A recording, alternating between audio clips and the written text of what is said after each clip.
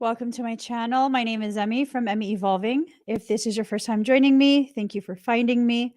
If this is not your first time, thank you for coming back. So I just want to quickly remind you guys, I do have workshops coming up. Go to k33academy.com/store. If you would like to learn from me how to work energy, how to tap into your highest potentiality. In addition to that, I will actually be going live tomorrow. Mhm. Tomorrow I'm going to be doing aura paintings. So if you would like to go ahead and get an aura painting from me, go check it out. It is emmyevolving.com/shop/aura event. And I'll have that live stream link available later on this morning. So I asked what this reading was going to be about, and what I heard is obsessed with heavily considering everything. Woo-hoo. I'm saying, you guys.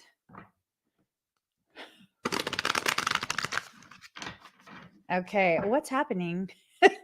What's happening? Are you guys like going through something? Is it something new, or is it like, the same old? Yeah, I'm going to be doing aura paintings tomorrow. Wait, what, today's Friday? Yes, on Saturday. Aura paintings. Aura paintings in the evening. Okay. All right. So I'm just getting these cards ready.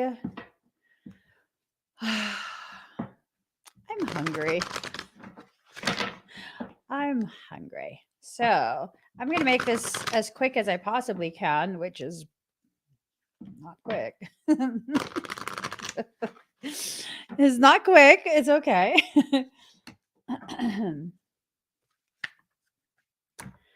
All right. We're almost there, guys. This is the final deck that I'm going to be pulling from. All right.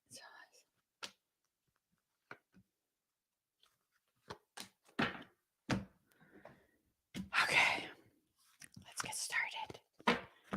Here goes. Okay, first you need to ground yourself, because what's happening right now, a large part of your struggle is chaos that's coming from the fact that you don't know what your intentions are, and you don't know what someone else's intention is with you. Okay. I think it's part of human nature to want to try and gain an understanding before you commit to a process. And when you can't understand all of the details to the degree that you want to understand, it creates a lot of distortion in your perception of what you're actually living through. So you have to first ground yourself. You have to allow some of that energy to dissipate just a little bit. And then you have to allow a lot of these really intense emotions, assumptions to mellow out. So I'll share this. Last night we did the fundraiser event for Soulwork Synergistics. Thank you guys. Thank you everyone who came to support. And especially thank you to my students who donated their time. That was nearly 5 hours. It was nearly 5 hours. And then afterwards, they spent even more time with me, and they each got an opportunity to give me messages from soul. And, I'm right there with y'all, because all the communications from soul basically boils down to the same message. From all the different messengers, it came down to the same message, which is I just need to chill out. I do. I need to chill out. I'm accustomed to quick progression for certain things, and things have not been quick for a lot of the projects that I've been working on. And that's going to create a lot of distortion if you're just go consistently go. It's hard. It's hard because you're moving at such a pace that you're not paying fully attention. You're not fully paying attention to the details that are very nuanced. And so you'll miss opportunities, you'll miss potentialities.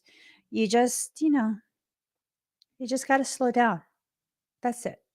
You don't have to stop. You just got to slow down just a little bit, just a little bit, just enough for you to be able to breathe clearly, right? Instead of this gasping, this, I don't know how you guys breathe when you do cardio. I just like cardio. I feel like it's a waste of my time. It just eats up all my muscles anyways. But there's this breathing that most people that do cardio that I observe, they do this type of breathing where it's like it's not a full breath. You're like gasp, gasp, gasp, exhale, exhale, exhale, gasp, gasp, gasp. It's not a full breath. And so what's going to end up happening is if you're not able to take a full breath, you're not able to fully exhale either. It's just this continuous mixing of the old and the present, which is what distorts what is happening. You know what I mean? So as you do all of that, you're really missing these opportunities to begin healing yourself. I just needed to breathe.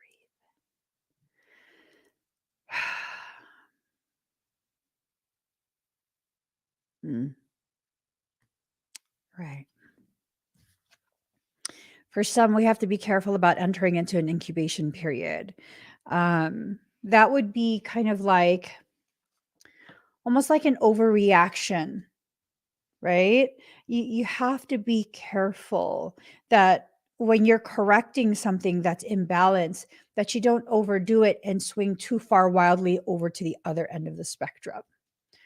Because you're dealing with things on a spectrum. Okay. There's a lot of struggle. There's a lot of struggle in these cards right now. But it ends up with you feeling powerful. So you don't want to rehash the things that have happened in the past, right?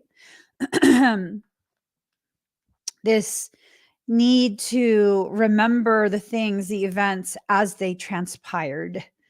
It's like you don't want to deal with it, which I get, but avoidance doesn't solve anything. It doesn't. Oftentimes, what avoidance will do is merely delay the inevitable. Sometimes, if you avoid for too long, it compounds the issue. And not only do you have to deal with the present, you also have to deal with the past. Plus, you have to deal with the way the past has so negatively affected the present and the near future. Right? So, everything in moderation. Everything in moderation. You do have to face the things from your past, recent past, far off past. I don't know. But you do have to begin facing some of the decisions that you've made, the consequences of those decisions, and how it's affected your perception of yourself. Not become heavily obsessed with considering every single aspect, but just addressing the things that need to be addressed. Not everything needs to be addressed right now, right? Not everything needs to be addressed right now. There are certain things that should take priority over other things. So, for example, you have a cold and a broken leg, and you've been having some sleep problems. You're going to address the sleep problems first. You have a cold, a broken leg, and sleep problems. Those are your main health concerns. Are you going to be like, I don't want to deal with a broken leg. It hurts too much. Sleep problems, that's not too bad. Let's deal with the sleep problems first. And your cold is worsening and worsening and worsening. It's becoming very difficult to breathe. I would say the cold and the broken leg are the priority. But for most people, we'll deal with a sleep problem because, That's the easiest thing to tackle. I make a lot of analogies for our spiritual journey.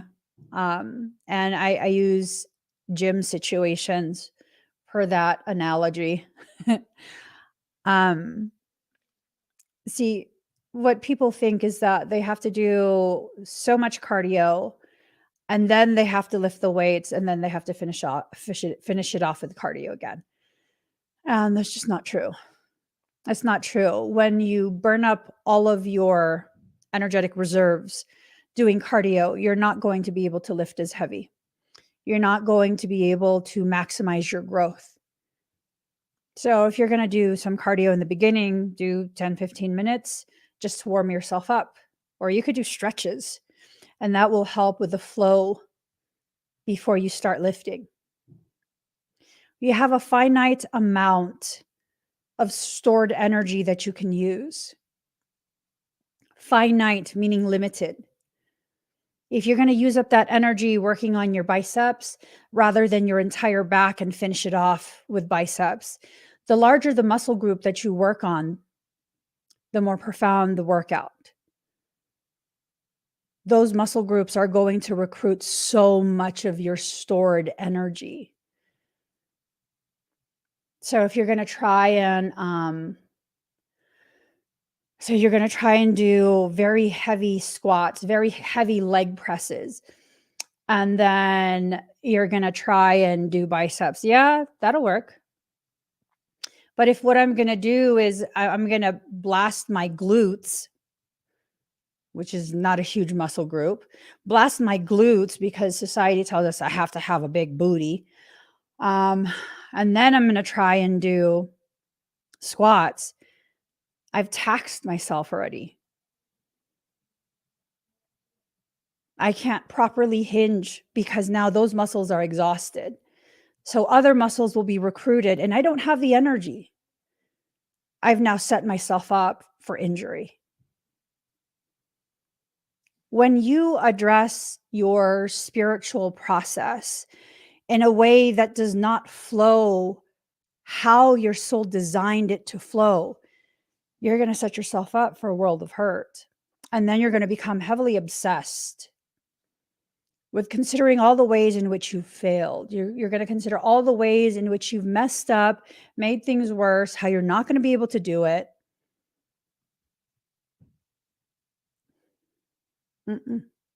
That's not how it works. That's just not how it works. And so what needs to happen is you need to begin considering, okay, what should I do? What do I need to do? What is the most difficult thing that I need to deal with? And how can I deal with that? How? All of your thoughts when you're going through something, all of your thoughts should be designed to lead you closer and closer towards a point of resolution. If your thoughts keep going in circles and you're not getting anywhere, you need to begin observing why you're thinking those thoughts. Are you simply just attacking yourself? Are you simply just in a space of trying to point out to yourself how you're the problem? I mean, even if you are the problem, continuing to talk about the problem rather than identifying the problem and seeking out solutions, it's not going to do anything for you. There's going to be no end. You're going to continue the same cycles.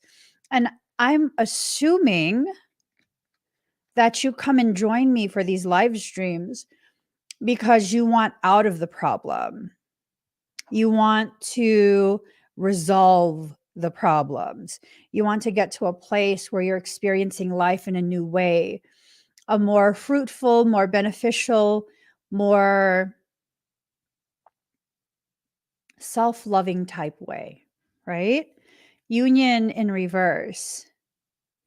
Whatever this process is, it's causing you to feel very fractionated, very fragmented. Fragmentation can be readily resolved.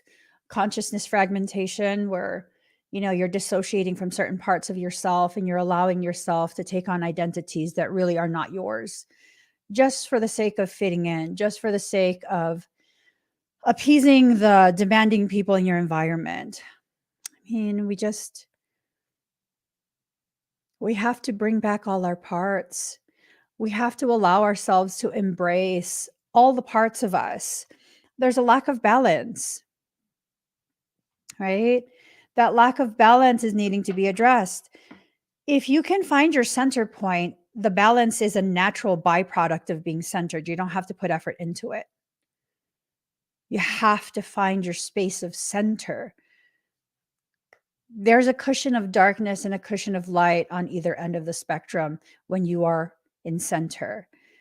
It's not going to allow you to fall or fail. You might get a little wobbly, but you'll never actually fall or fail.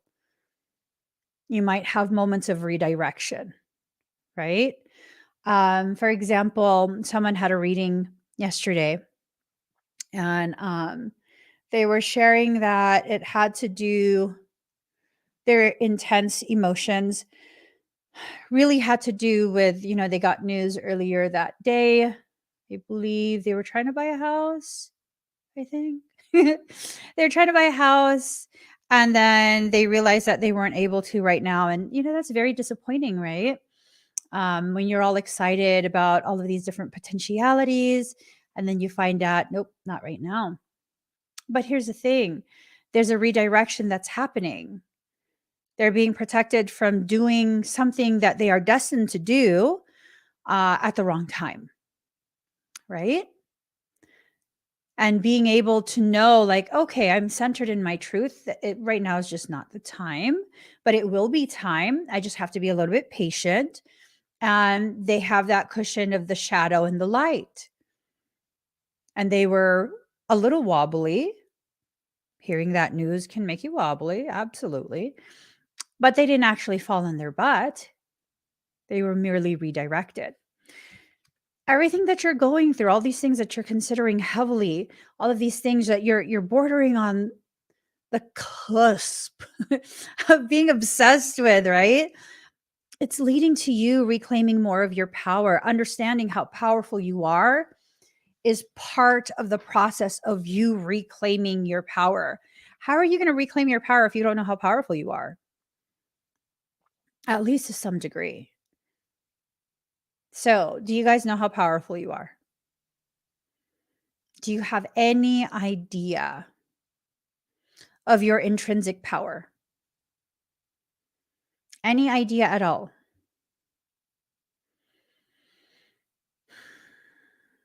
Do you want to feel how powerful you are?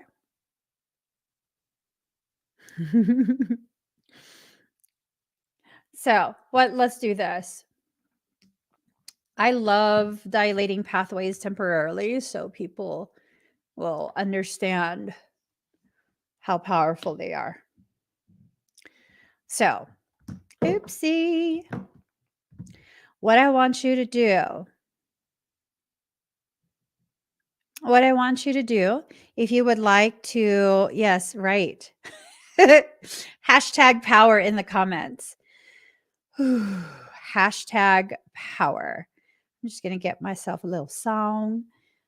A little song.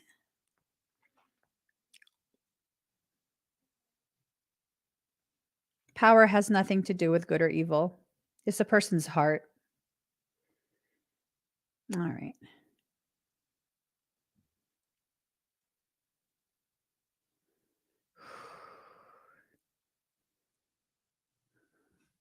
Hashtag power if you'd like to feel how powerful you are.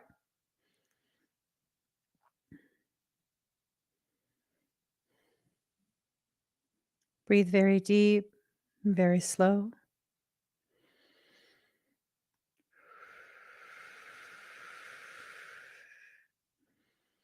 You'll feel warmth across your chest, tingles up your back.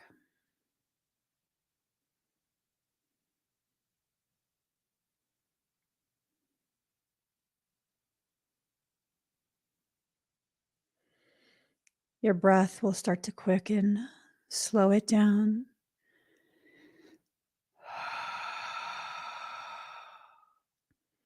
Breathe with intention, inhaling the light of your truth, exhaling the darkness of your doubt.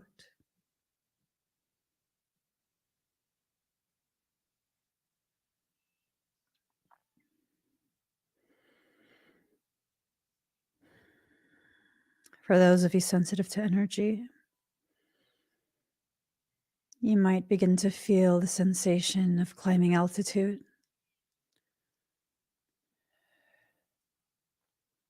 We're temporarily releasing perception, density.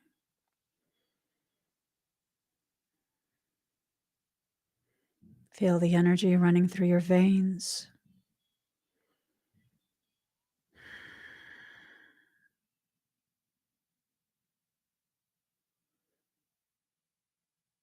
Feel it pulsing through your neck, through your cranial space. Feel that energy running through your core.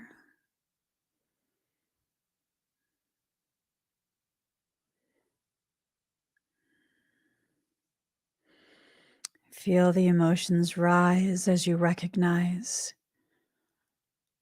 I'm not pushing energy. You are.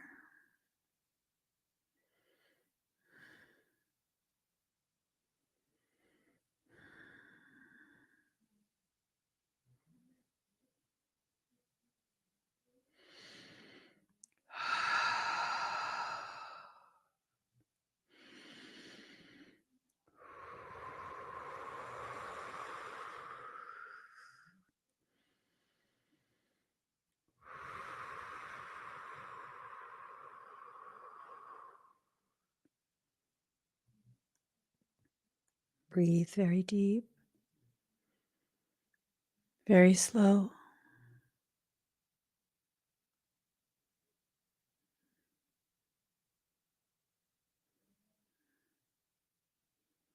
Feel temporarily all the places where your energy drains. Feel those spaces being sealed shut. Notice the increase in your power.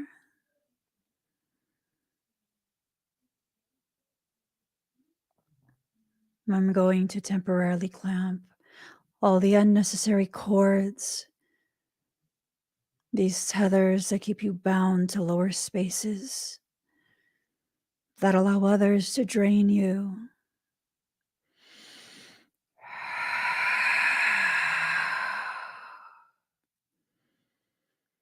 Feel more of your power increase. For those sensitive to energy,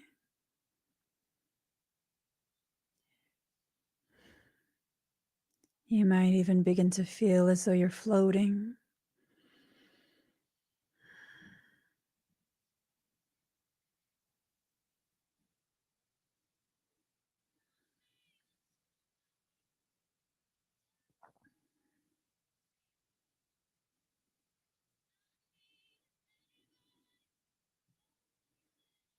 Focus on me. We are contained within a sacred space. Nothing can enter. Focus on your energy and allow me to maintain our space.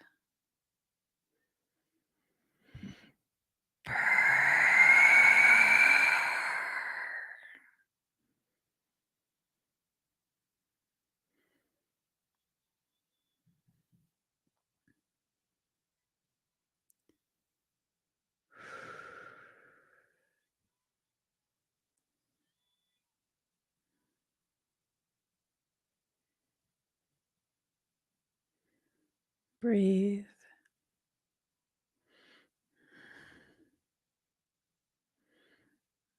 Allow your perception of your power to come to full fruition.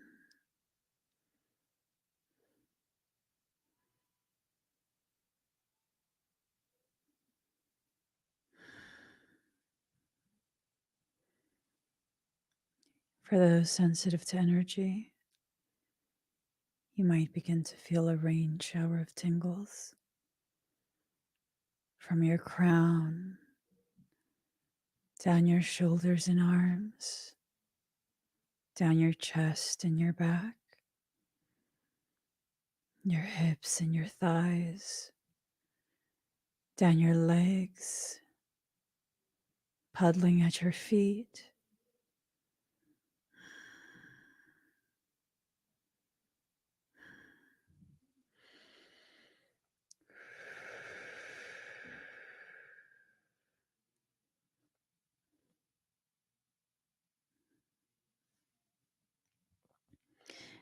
You have everything you need to be successful in anything you want to do.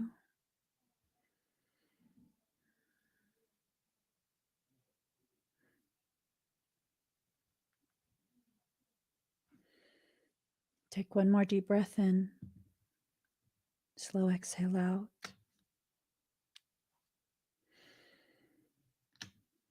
Allow yourself to come back to center. Rejoin me in this space that we share. How do you guys feel?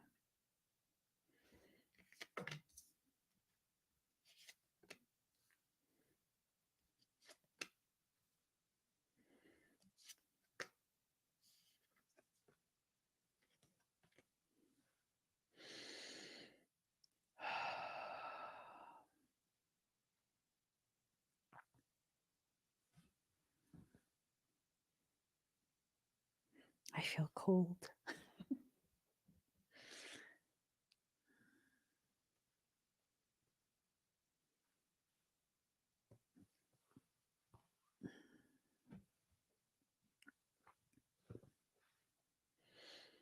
Did you feel your power?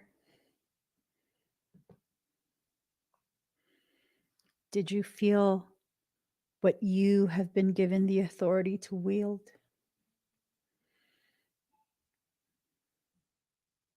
Yes, all the corrections that I did were temporary, just so you can feel that potential.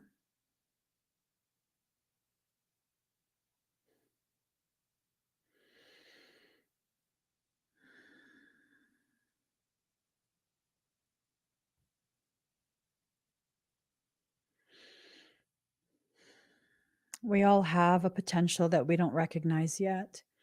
This is a reason why I have workshops to teach you how to consciously tap into it and stay plugged in. Rather than being plugged into your personal power, your potential, and your divine purpose, you're plugged into a matrix that sucks it all from you. It drains you of the energy that was gifted to you by creation. The energy of creation itself is what you use to manifest the details of your life that you want.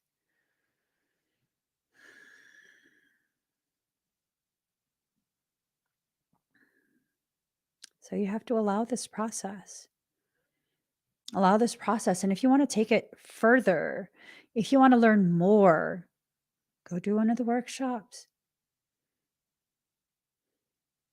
It's not enough to merely book sessions.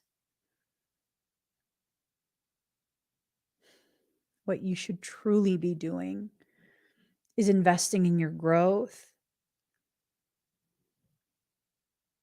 investing in your awareness of yourself, your awareness of your potentiality and capability, rather than wasting your energy and your time being obsessed.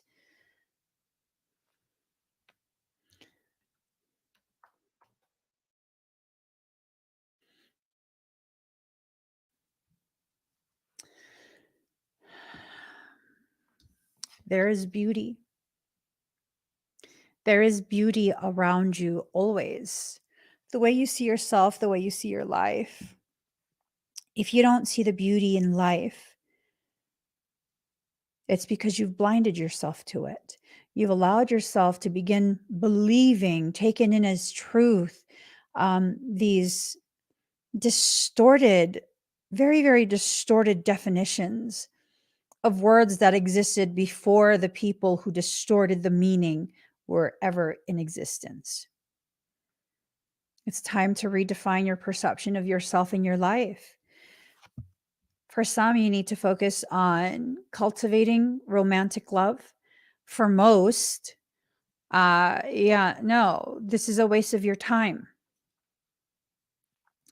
When you are aligned between the self and the purpose, regardless of your perception, your level of awareness of it, love has a way of just entering. Love, romantic love, does not need to be chased. It doesn't have to be chased. It will not chase you either, but it doesn't have to be chased. It simply has to be allowed. The person that you are meant to be with, you will be with. You will go through things together, but you will not separate for the remainder of your life. If they are meant to be with you, they will. So the amount of effort we're putting into something, it's not to say that you should never have to put effort into anything. There are many things that you need to put effort into, but things like romance, you're probably needing to put so much effort into it because you're basing it off of human definitions of romance while trying to chase some spiritual concept. Spiritual love that leads to romantic love, that's just something that you allow to unfold. To have this awareness that I have loved my husband through many, many, many, many lifetimes, right? He's not a twin. I've loved him through many, many lifetimes, and we've never been able to have a family and a long-term relationship. It's always been something that's cut short. And this is the lifetime where we get to have all of that together, long-term, lifelong. And so it was this thing of realizing this, retrieving the memories of this, helped me to understand why no matter what happened, giving up was never really an option. Walking away was never really an option. And no, it wasn't someone begging me or me being stuck. It was a decision that was consciously being made based on a feeling and an awareness that I just am not supposed to. I'm not supposed to walk away. This is something that has been allowed to simply unfold. It's not something that's been forced. It's not something that has been impressed upon me. It's something that just unfolds. And with each unfoldment that occurs, it's like the eruption of another petal, leading to a fullness of the sweetness that we create together. What makes a flower a flower? Is it one petal? Or is it all of the petals coming together and creating what we know to be a flower? Is it the smell? Is it the color of the petals? Is it the stem? Because really, how do you get a flower if there's no stem? Or is it the totality of what it is you're experiencing? All of those things together. What's rightfully for you will never have to be chased. Yes, you will still have to move, still flow, but you don't have to chase it. I met my husband twice. The first time was not the right time. We were both in the tail end of ending relationships, and yeah. He is very much into monogamy. I'm very much into monogamy. And so that was not the right time.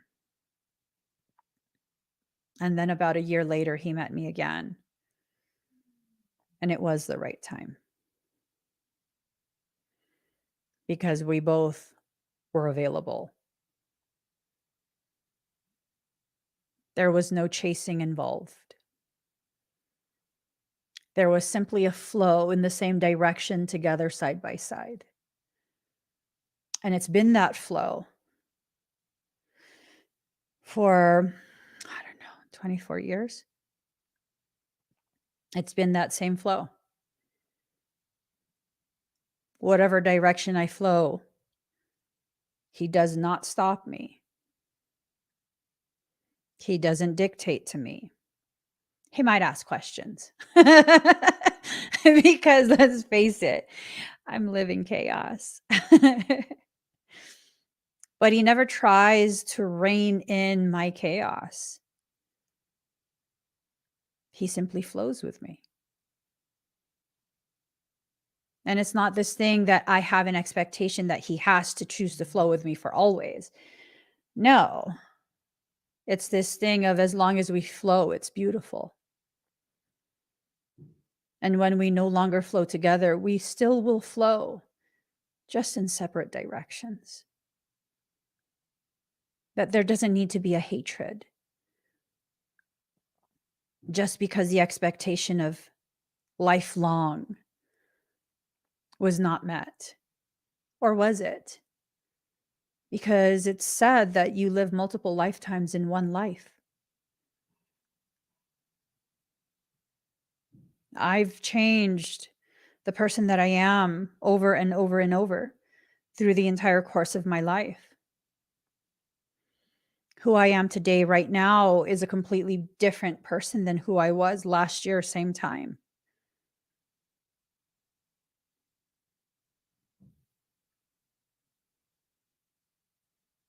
I think this lack of conscious co-creation, where you don't realize how powerful you are and how powerful the decisions you make are, how much it affects the trajectory of your journey. I think that's an issue. Let's see, look. 48, right? 4 is the number of self. 8 is the number of reunification, the coming together of spheres, different worlds of existence merging into one. But it's in reverse. You're upside down in your perception of what this process is. This is not a human-based process. This is strictly etheric, ethereal, celestial, galactic even, but not terrestrial. This is not a human process. If you want that elevation, you cannot conduct yourself in a human way. There can be no jealousy. There can be no competition and comparison. There must only be co-creation. You can't have both. You can't apply spiritual concepts to a basic lackluster human existence. Humans don't sparkle. Do you know why your eyes sparkle? Because those are the window to your soul. You want to be sparkly? Live a soul-based life. No alcohol. No, none of that. That is a soul-based life, where everything you do helps to support and nurture a soul-based existence. And I'm not sitting here saying I do that. To some degree, I do. But not to the degree that I need to and have lived for quite a few years.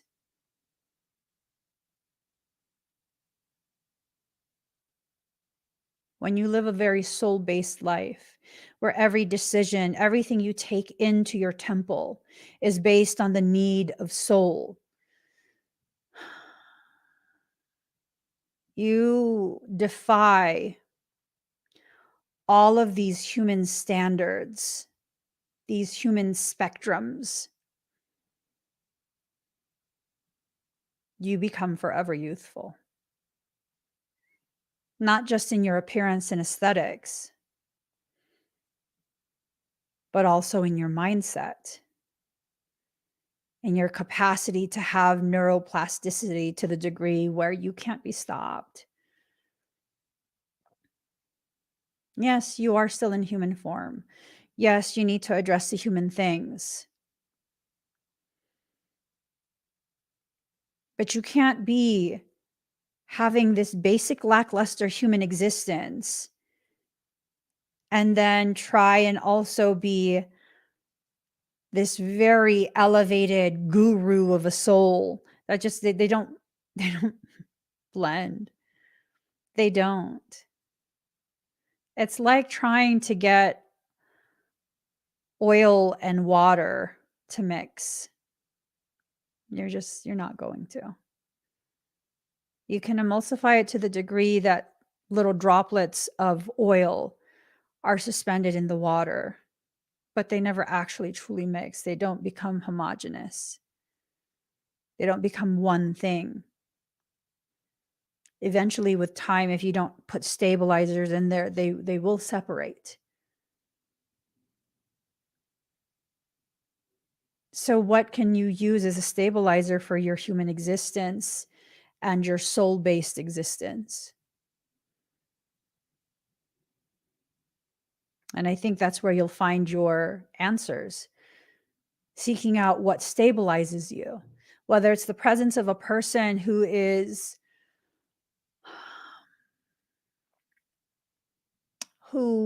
it can be a mutually beneficial thing. I don't believe in you being the only one who should benefit from any interactions. All of my interactions need to be mutually beneficial. I can't be the only person benefiting. It does not feel right. It does not feel full of integrity. It needs to be mutually beneficial. So it could be a person who can help stabilize you. It could be an activity. Going to the gym helps to stabilize me. Why? Well, it creates enough resistance that I don't injure myself when I surge energy. Your body is bioelectric. Your muscles, they communicate with the brain through bioelectric pulses. If I have enough muscle, especially in my pelvic girdle, my back remains stabilized. If I don't work out consistently, I become very quickly destabilized. My body will eat all the muscle very quickly. And then I'm in a horrible situation. What other ways?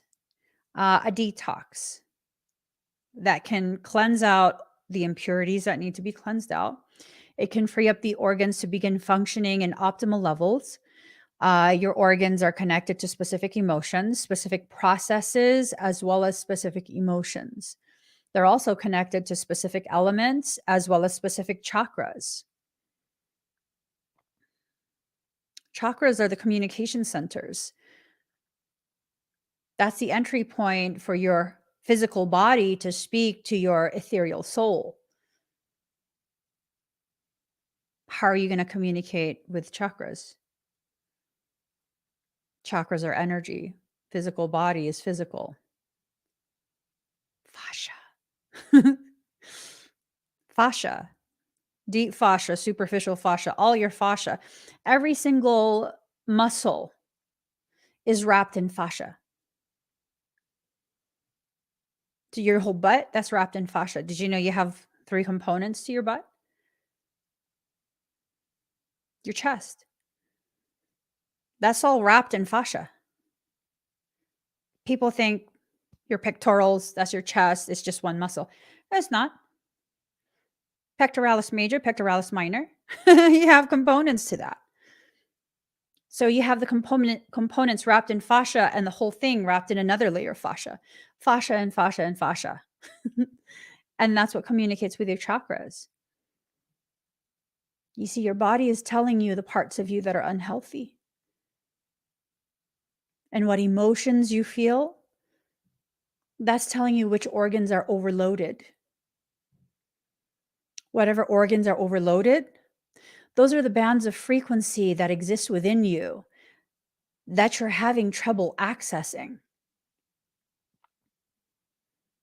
those don't get cleared out, you can't reach higher levels of dimensional consciousness. If you can't reach higher levels of dimensional consciousness, you become hyperfixated in the fact that you are stuck. You are stuck.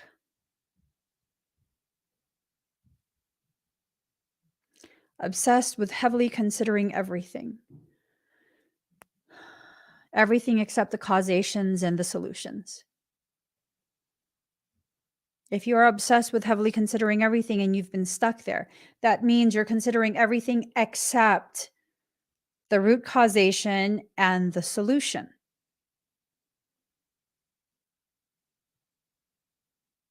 I don't stay stuck in problems too long. Why?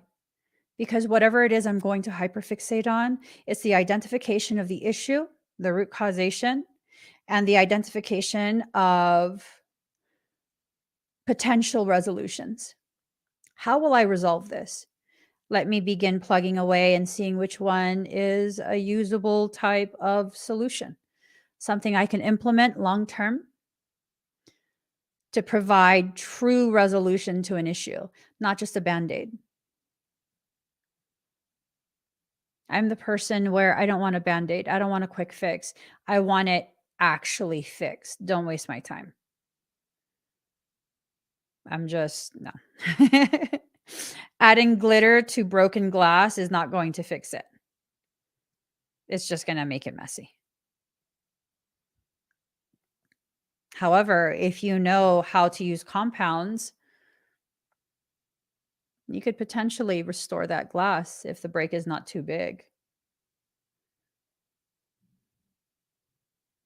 This is about finding out where you are, radically accepting yourself, right? Radically accepting yourself and allowing yourself to implement the energies that you discover you have access to. Allowing yourself to utilize your personal power. Too many of us have given our personal power away for too long. We've allowed other people to dictate things to us. Why?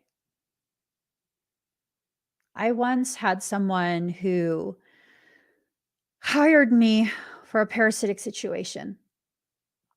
Right. So they're aware that that's my specialty. Parasitic extraction, demonology, all of that. That's my actual specialty. And they hire me for this, and we're in a parasitic extraction. This is way back when I would still do extractions via video session. And they they kept talking and talking and like, did you do this? Did you do that? Did you consider this be okay? Why did you book me if you know everything? Why did you book me? You could have just did this yourself. You could have saved yourself quite a bit of money. Oh, because I can't. Right. Exactly. Exactly. Because you cannot. But I can. Exactly. People will have so much to say. And if you allow them to really, really gaslight you into a space of thinking you don't have the power to address what you need to address, then you won't be able to address it. It's very simple. You really won't be able to address it. If you're so caught up in thinking you can't do it, you won't do it. You're wasting all your energy on your commitment to proving to yourself that you can't do something. So I was at the gym months ago, and I have really weak hip flexors, glutes, all of that. It's really weak. That's where I get atrophied very quickly. And I had been doing hip thrusts with the fixed barbells where the weight is fixed on it. You can't change it. The gym that I go to, they don't have a barbell where you can put weight onto it. And so I maxed out. Their largest weight was 60 pounds. And I maxed out on that. That can only take me so far. They have Smith machines, which is a barbell on a fixed plane. There's poles and it just goes up and down, up and down. You can't do anything to it, but you can add weight. And so I decided to do hip thrusts on there. And I was concerned because you have to be in proper form or I'm going to hurt myself. So I did a couple without any weights, just the bars, 20 pounds. I'm like, okay, I think I have everything positioned just right. Let me go ahead and put 180 pounds. That's 4 plates. I was worried I was going to hurt myself. To go from 60 pounds to 180, that's a big jump. And I did 180 easily. See, here's the thing. Several years back, when COVID first started, I was going to the gym heavily. I was doing about 400 or 500-pound hip thrusts easily. Your body remembers. You have muscle memory. It's been, when did COVID start? 2020? Like 3 years, right? It's been 3 years since I've done hip thrusts. 60 pounds to 180 pounds, no problem. That's 4 plates, 2 on each side. As soon as I finished that set, I slapped on 4 more. 8 plates. And I sat there and I said, I can't do this. This is too much. 180, yeah, I get it. I probably already had the capacity to do that. I get it, 180. That's doable. I can't do 8 plates of 45. And I sat there for about 10 minutes and I wanted to cry. I didn't even try it yet. I wanted to cry like, girl, you can do it. No, I can't. I can't do that. I'm going to hurt myself. I'm going to tear my ligaments. I'm going to do something bad. 10 minutes is a long time to sit on the floor when other people are waiting to use the equipment. That felt like forever. But I needed that 10 minutes because in the grand scheme of things, 10 minutes is not a long time. So I gave myself that 10 minutes.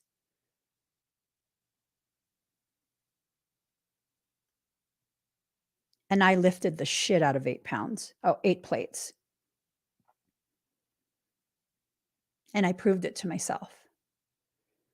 And right when I engaged that weight, before I actually fully lifted it, right when I felt the full weight of it on my hips, I said, man, I can't do this. And then you know what I said? Show me you can't. Show me you can't. And every time I lifted that weight, when I set it back down, I can't do another. Show me you can't do another. I did a full set. I have bad knees. I was supposed to have total knee replacement for both my knees when I was 26 years old. I'm 44. 44. I should have had knee replacements a while ago. We're approaching 20 years ago.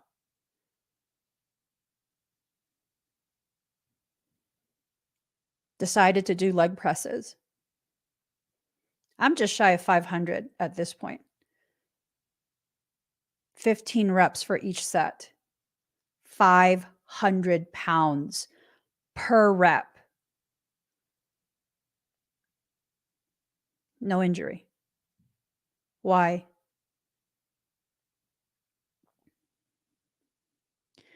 My body, just like my soul, remembers what I've already achieved, what I am capable of. Regardless of what my mind tries to convince me I am no longer capable of, my body knows exactly what I'm capable of. It knows. And what I have to do is trust the parts of me that know very intimately exactly what I can do.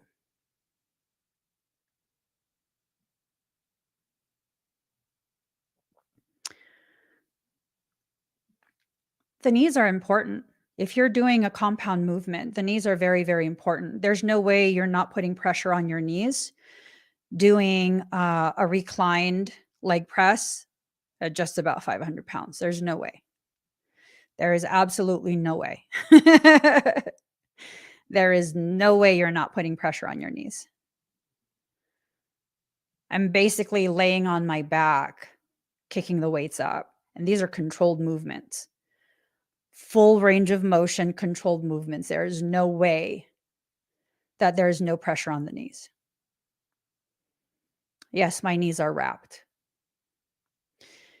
Yes, I need to make sure that everything is positioned just right. But there's absolutely pressure on the knees. And I'm able to do these things. Why? Because I have a very intimate understanding of the mechanics of my body. I know exactly which muscles I needed to rehabilitate for 6 months before I could achieve any of that. I know I'm very quad dominant. The imbalance between the quads and the hamstrings, that will rip my knee out. I know I have a tight IT band. Not working on that, not improving my hip flexors, pelvic floor, my glutes, all of that, it'll cause the IT band to put so much pressure, so much tightness, it will tear the tendons that hold my patella in place. Getting to know yourself, getting to actually know yourself, you'll begin to understand that these specialists, they probably have no idea what you're capable of. They have no idea.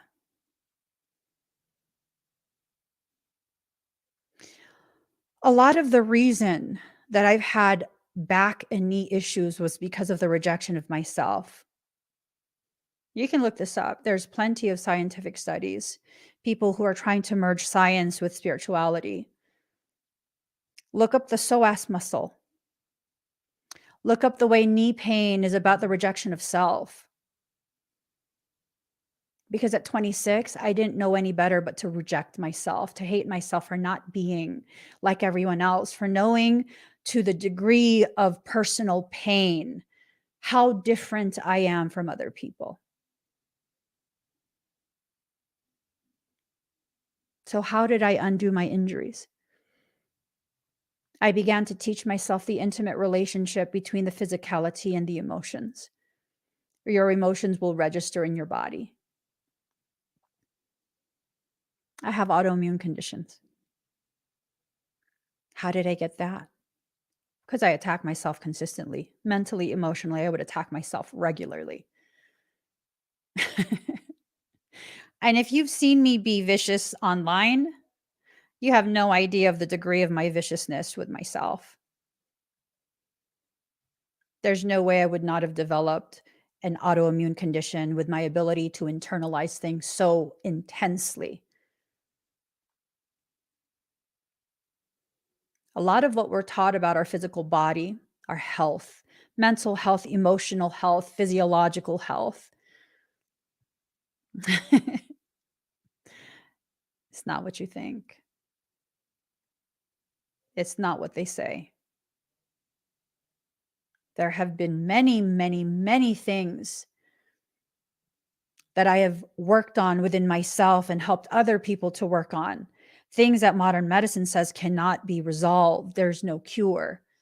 And yet there those people go, not having those conditions anymore. Have you ever heard of Takotsubo cardiomyopathy? Takotsubo cardiomyopathy. That's a technical term for broken heart syndrome. Oh, it's just a syndrome. Yeah.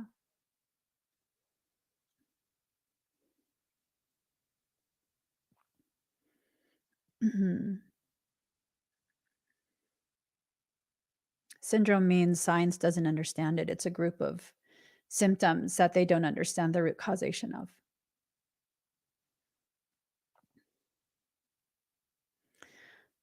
Have you ever noticed that when you feel badly, your body feels badly too? That when you're brokenhearted, you feel pain in your chest? I know someone who was so brokenhearted that they ended up with end stage heart failure. 7% ejection fraction rate.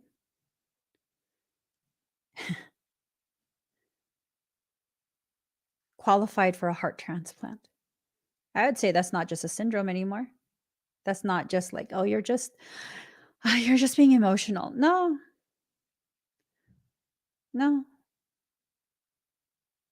Lived with a central line, PICC line,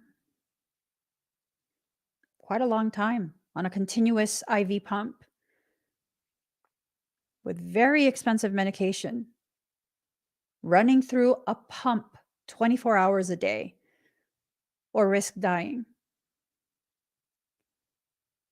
The things that you go through, the things that you obsess about, I mean, just because mentally you've packed it away doesn't mean emotionally you're not still obsessing over it, hurting over it, damaging yourself over it. Most people will not recover from 7% ejection fraction rate. That's how much your heart can pump through to the rest of your body. When you can resolve the issues within yourself, modifying your perception, addressing the needs of the body and the soul simultaneously,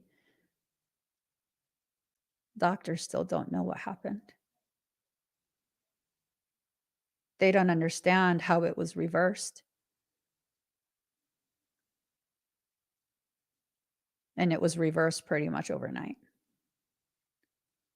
For those who are not medically inclined, whatever damage your heart incurs, that's permanent. You don't undo it. Heart muscle doesn't regenerate. It doesn't heal like that. The only option based on allopathic medicine is to maintain, preserve whatever you have left.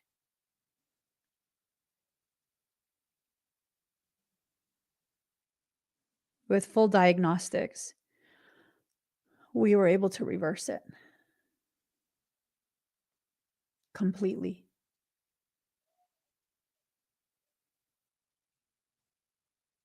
Completely. You don't go from needing a heart transplant desperately and having your doctors tell you to plan your funeral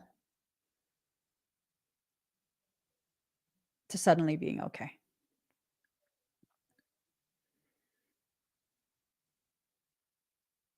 So, the future, illusion. The future is an illusion. See, 2 seconds from now, that's a future, and a second more, and a second more, and a second more.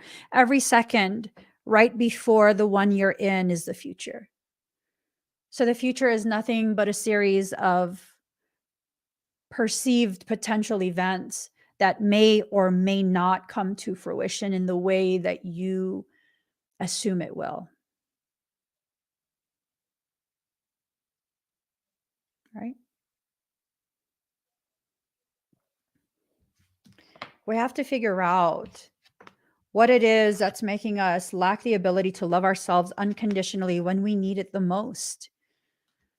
Oftentimes we think like, oh, I'm behaving badly. I'm going through a lot. It's a very difficult time. And I don't expect anyone to love me when I'm behaving this way. But that's when you need to be loved the most. Right? Shadow self. Shadow self. You have to allow yourself to accept that there are so many parts of you that are so powerful that you locked away in the shadows. And you're afraid to tap into it because you've been successfully indoctrinated into believing that the shadow is where all the evil things are. The shadow is where all the evil things are. And that's such a fallacy. The shadow is where all the parts of you Every single part of you that is the most powerful, most formidable, that is where it was hidden away, because at some point in your childhood, you were difficult to handle. You were difficult to control. You resisted the programming. And so there were adults who went out of their way to convince you those parts of you that make you formidable are pathology.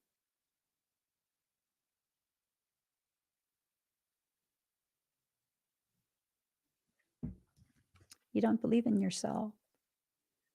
And because you don't believe in yourself, you've basically been looking for ways to be so busy believing in something else that you don't have time to recognize how little you believe in yourself. Self-worth in reverse as well. Just because you don't understand your value doesn't mean you don't have intrinsic value. And I've been trying to learn that for a while. I've been trying to learn that for a while, and it's a hard lesson, you know. I've had many people who are good friends of mine over the years before I ever was publicly visible. I've had them, share their perceptions with me about, they think that I'm just such a humble person, and I don't necessarily think I'm humble. I'm just struggling to allow myself to be fully aware of the gravity they see in me. So I don't know that that's humble. I would say humbleness is you being able to recognize, but still trying to play small.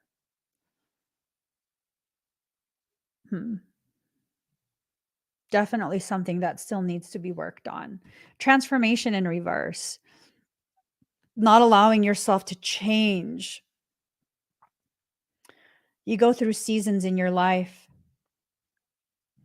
where there are different weather slash environments that you exist within, inside yourself, outside of yourself.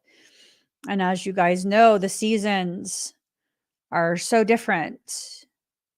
They have different types of struggles, different pros and cons, right? Summer is about warmth, but it can get too hot. Winter is about cold, but it can get too cold, right? Spring is about growth, starting your plants and gardens and all of that. Fall is when all of that starts to wither away and die, but it's also when you can harvest. So if you have all these seasons in your life, where you go through a winter, a spring, a summer, and a fall, I mean, do you wear shorts the entire time? Do you wear a parka the entire time? Snow boots?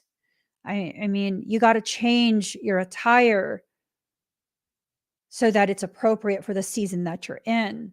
We don't do that for our spiritual journey. We don't change the attire that we wear. We don't change our perception of ourselves. It's like you're wearing a string bikini during an emotional winter, and you wonder why life feels so cold. I mean, I don't know. I don't know. I think what needs to happen is we need to give ourselves a little bit of leeway, a little opportunity to have a break, from all of that. Wear what's appropriate, wear what makes you feel comfortable within yourself. For empaths, a lot of empaths have this struggle, not all, but a lot. A lot of empaths have problems regulating their temperature. If you put me in a hot environment, I will overheat. I will have heat exhaustion. I could possibly die, even if it's in the shade. You stick me in a very warm environment in the sun, or even a lukewarm environment, and I'm exposed to the sun, I will fucking keel over. Literally. Literally. It's going to be very hard for me to regulate my temperature. You put me in a very cold environment, same thing. I become non-functional, and then I'll probably die.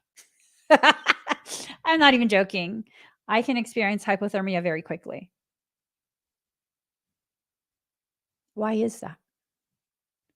Aside from the physiological conditions that lead to poor self-regulation, what ends up happening? Well, I take in my environment. I take it in. You can put me in a snowy environment, and if I feel the warmth of my environment, the warmth of people's connection and happiness, I feel very warm. I have to take my jacket off.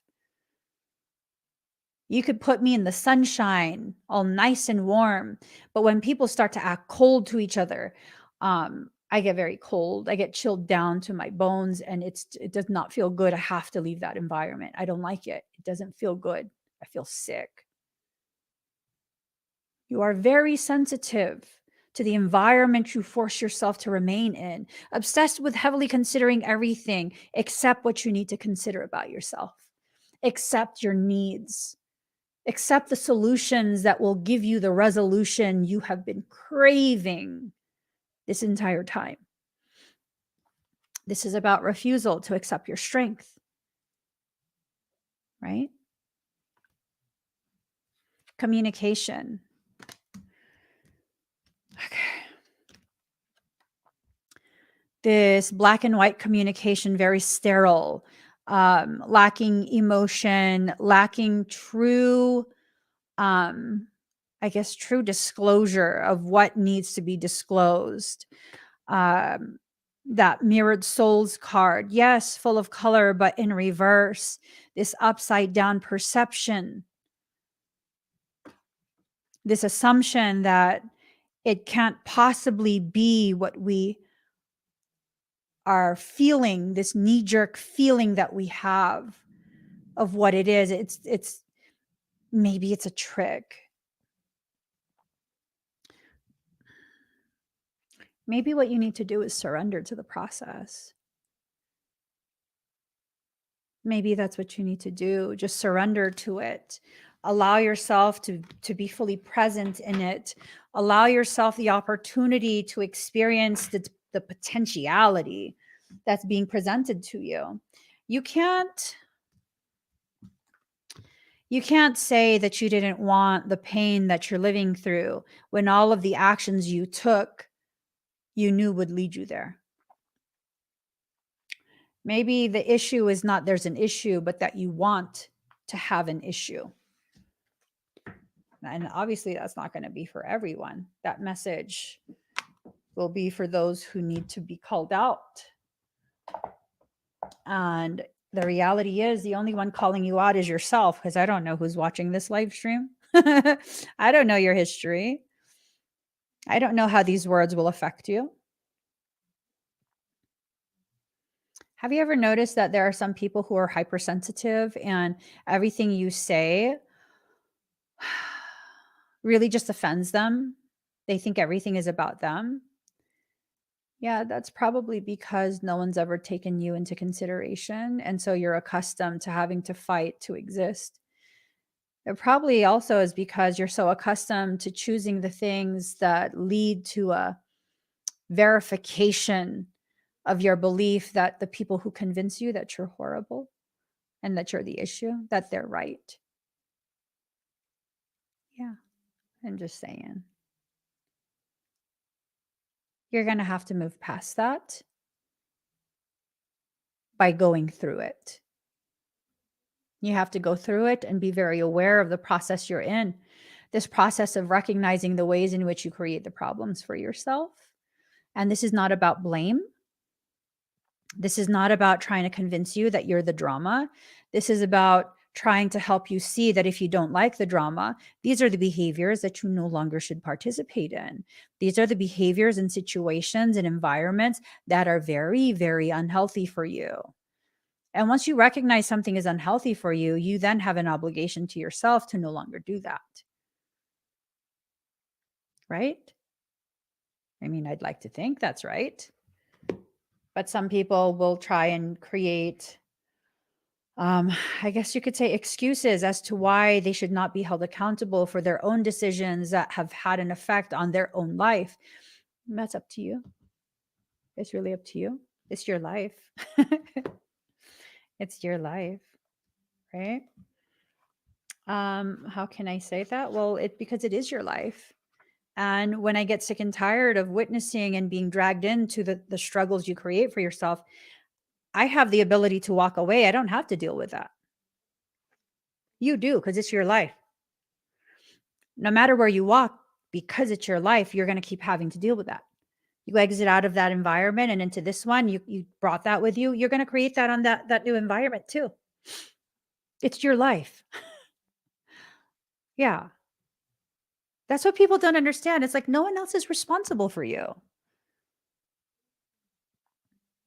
No one else is responsible for me. If I wanted to choose to cope with a very difficult life by, partaking in substances that harm me, that's my choice.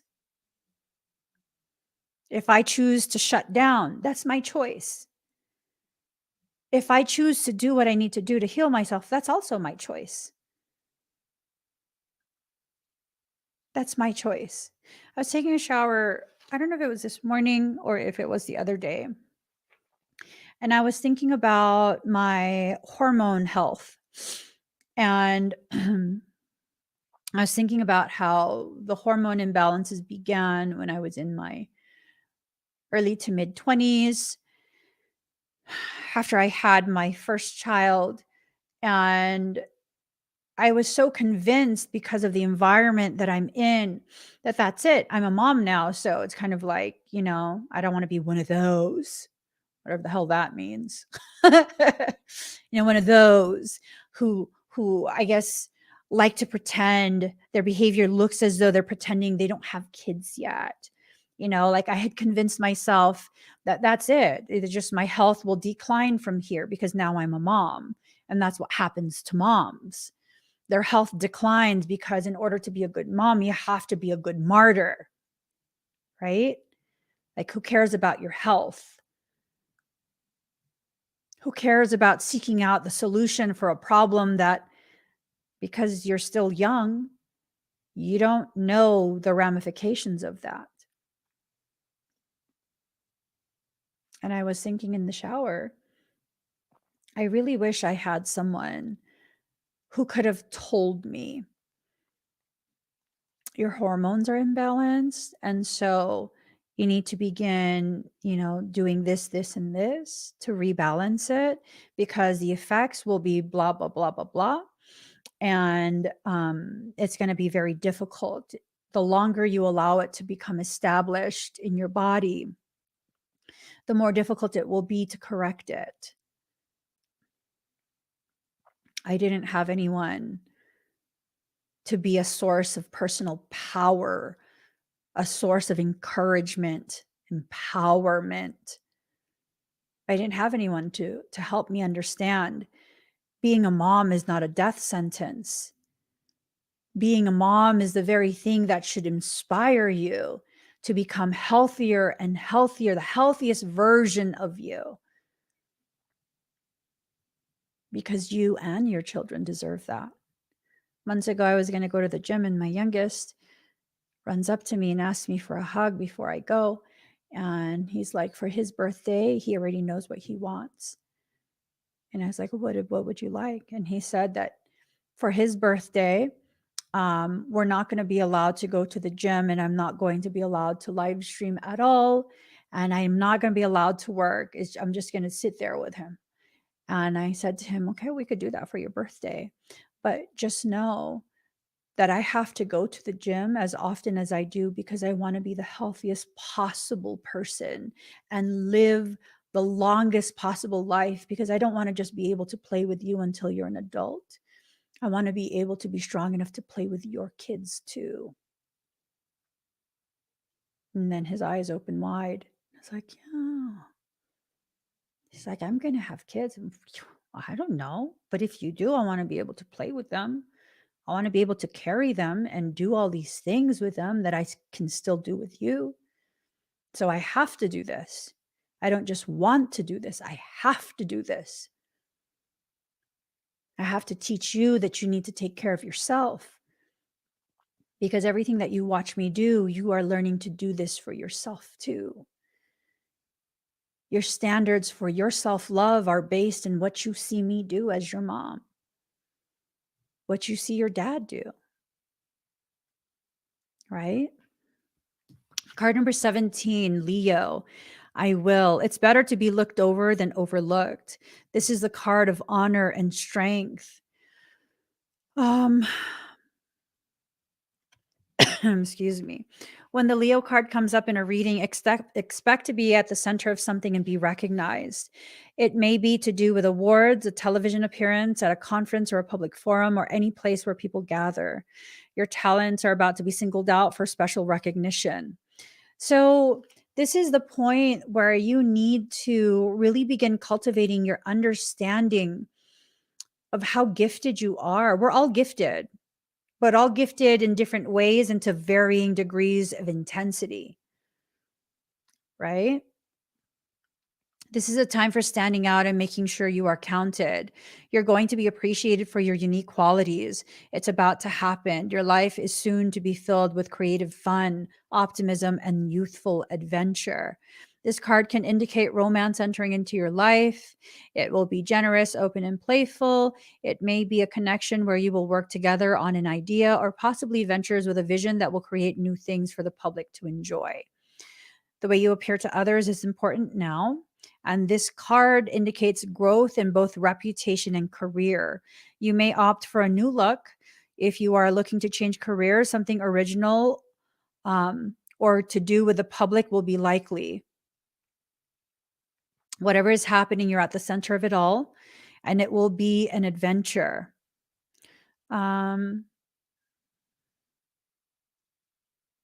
Show caution when it comes to splurging. Now's not the time to splurge, okay? You may experience strange and exotic circumstances where, where you will have to play king or queen. Your routine could come to involve changing hats and doing many different things. Odd or eccentric individuals may come your way, and if so, you may want to give them a chance if they could help advance your cause. I like odd and eccentric.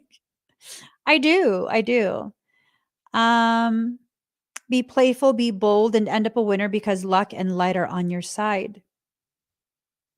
Mm. Hmm. So next card number 47. 47. Here we go. Grand Cross. Provoker. Life is either a daring adventure or nothing at all. The Grand Cross is an area of tension in a chart, thus becoming a great catalyst for movement and change. A rare astrological configuration, the Grand Cross, also called the Grand Square, occurs when four planets form a perfect cross in the skies. These planets are around 90 degrees from each other, meaning there are four planetary squares. Okay. In mythology, this alignment represents the four directions. Hmm. Squares in the astrological chart cause tension and restriction. Oppositions, as well, are seldom soft aspects. They come with the pressure to grow and the will to exceed any limitations put in one's path. Very interesting. Very interesting. This could indicate you're entering into a period of time when your life may seem at cross purposes. Usually, when a grand cross occurs, it indicates a crisis. Yet, through this calamity will be the painful process of growth, then renewal, and eventually a greater foundation for happiness and success. Strangely, it is almost as if the planetary energies are in competition with each other. This may be a rather exasperating time where you feel provoked and frustrated over booby traps. That seem to have been set in your way. Booby traps, booby traps. Mm. So there's something that's going on. I'm assuming something parasitic is trying to ensnare you. Okay. It's as if everything is working at cross purposes. You feel pulled in many directions. Such false leads and failed plans may leave you unable to produce concrete achievements. Um, You have to be very aware of the process that you're in, right? An area to look at when this card comes up is how you communicate. Are you communicating as well as you should? Are you abandoning a worthy project the minute it loses its shine in an effort to capture a larger, glossier prize? Juggling balls. Are you juggling balls? Are you? Are you juggling balls? That's what it says. Are you juggling balls in the air? Look.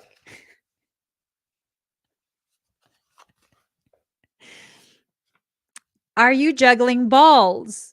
I'm not joking. Do you notice as you juggle, if you're stuck in the same spot, that not much has been achieved, right? When this card presents itself in a reading, it suggests there are multiple talents you're able to access, as well as numerous paths you can take. Focus and organization are key, right? Until this matter phases out, expect resistance since opposition is the main energy field of the Grand Cross. In regards to relationships or love, they will have a fated quality. You will not want to let go of a person no matter how hard it gets. There will be sacrifice and compromise with this relationship, and it will be one where you may want to bump your head against the many walls that seem to fly up out of nowhere. You are being challenged, and if you do not weather it out and see what the future brings, you will likely regret letting this relationship go. Ooh. Someone is having an opportunity at something profound. And if you're not going to put the effort into it because what you're accustomed to getting your way and not having to put much effort or people chasing you or whatever it is, you're going to regret it. The bottom line. Bottom line. If the question is about business or career, know that it will happen, but it will be hard. You will have to be willing to walk the miles. Diligence will be required. You're going to have to do your due diligence. What's positive about this card is you're becoming more realistic and focused. You won't be attracted by so much glitz and glitter, but looking more towards stability and long-lasting success. A good thing to remember is that it's best not to fight the hard lessons at this time. In fact, this is a period where you need to take stock of all that has brought you to this place. It's time to draw upon your own strength. In doing so, you will move from uncertainty into a place of peace and contentment. So, you just really need to get to this space where what you're juggling is worth it. Do you even know how to juggle, though? That's a question that I heard. Do you even know how to juggle? Because if you're juggling bowling balls and one of those falls, you're going to break your foot. So, know what you're getting yourself into. Lunar eclipse change. 3 things cannot be long hidden: the sun, the moon, and the truth. Mm-hmm. Okay. Ooh, I did not know this. Solar eclipse lasts for only a few minutes, while the lunar eclipse lasts for hours. I did not know that. I did not know that. Okay. Eclipses can bring on times which seem shadowy and disordered, but they're not necessarily bad and should not be viewed as such. We're meant to be thrown off balance to make necessary changes. It's a time of seeing the light and focusing on something you have either put off or didn't exactly notice was coming up. So there's something that's coming up, and it's just a lot. There's a lunar eclipse on May 5th. Is that why Michael keeps saying I'm doing the 5-5 portal?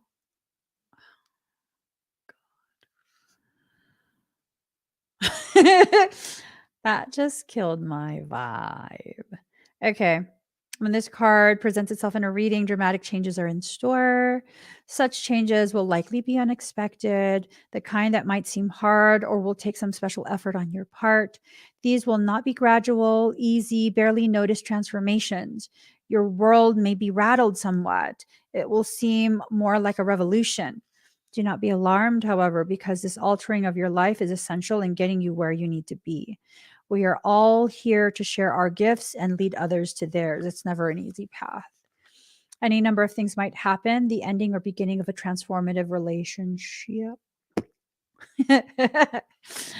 Right, the ending or beginning of that, a change in one's life, a change in life's path or job, or a change in where you live, whatever it may be, it will be abrupt. Lunar eclipses herald times of a new way of looking at things. That is why they can even bring on changes in eyeglass or contact lens prescription. You may find yourself more in tune with the unseen energies or experience moments of revelation. Whatever the issue, it's been brewing for a while and things are about to bubble over. Get some paper towels. It could be a partner or would-be partner who wishes to take a relationship to a new level. Since the moon symbolizes our emotions, you're probably already sense what this change should be and will not be completely surprised by it, but the force and dramatic nature of the shift may be unexpected. Expect to be thrown off balance. If the situation is something you've taken for granted and it collapses, then you'll need to make a new start. In any event, you should start to see these effects within the next 6 weeks and expect for an outcome to be completed within 6 months. Oh, gosh, it's just a lot. This card also indicates cycles, and whatever seems lost at this time, you can be assured will return to you. Perhaps in a different form, but most certainly better. So, whatever seems lost at this time, you can be assured will return to you. Something's coming back. I don't know what it is, but it's coming back, and don't lose your mind over it. It'll be fine. You'll see everything begin to escalate in the next 6 weeks, and then it will begin to resolve within 6 months, is what I gather. Okay. So, guys, I'll be live tomorrow, I believe around 5:30 p.m. Pacific Standard Time. I'm going to be doing aura paintings. If you've never had your aura painted before, it will be a good option. Come check it out. The link is, let's see. There you go. I'm commenting the link again. Should also be in the pinned comment. So to purchase an expedited request for aura paintings, go to emmyevolving.com, /shop/aura-event, and you'll be able to get your aura painted. I'll see you guys tomorrow, maybe tonight. I don't want to tonight. I got class. Michael's making me whine on a public live stream. I'm done. I'm gonna take a nap. No, I have tons of work to do. So, guys, please give this video a thumbs up. If you haven't already subscribed, please do subscribe. Turn on that notification bell. Join me when I'm live. I'll see you guys again very soon. Bye, everyone.